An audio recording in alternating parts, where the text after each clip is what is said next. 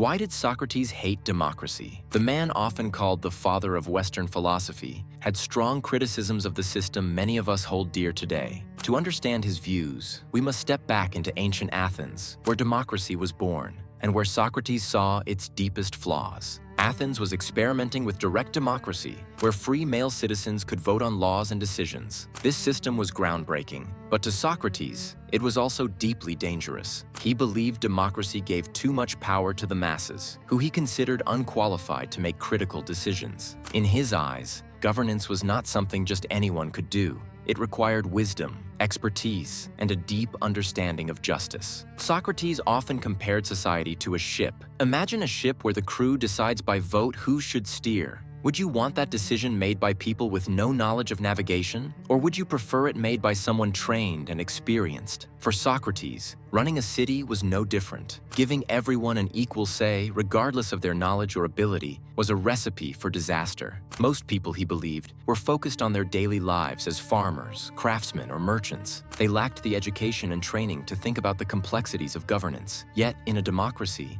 these same people held equal power to decide on matters as crucial as war, justice, and leadership. To Socrates, this was not just imperfect, it was dangerous. He feared that democracy allowed demagogues to rise to power, exploiting the ignorance and emotions of the masses. These leaders, he argued, would manipulate public opinion for their own gain, leading to poor decisions that harmed the state. Socrates saw this happen firsthand in Athens. During his lifetime, the city faced numerous failures caused by democratic decisions. For example, Athens' impulsive choices during the Peloponnesian War, often swayed by popular but reckless leaders like Alcibiades, led to devastating consequences, including defeat and humiliation. Even Socrates' own fate illustrated his concerns. He was condemned to death by a democratic jury of 501 citizens, accused of corrupting the youth and disrespecting the gods. This decision, driven by emotion and prejudice rather than reason, confirmed Socrates' fears about the flaws of democracy.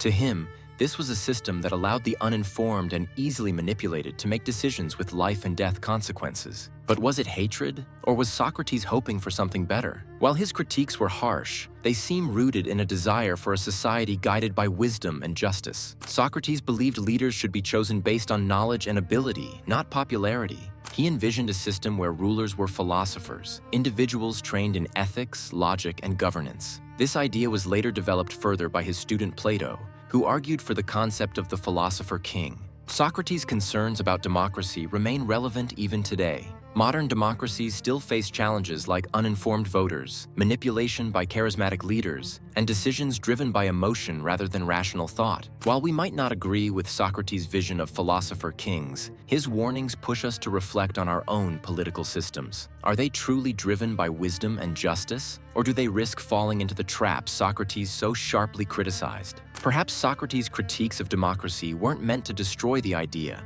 but to force us to confront its weaknesses. By challenging us to think deeply, he reminds us that any system of governance must be constantly examined and improved if it is to serve the greater good.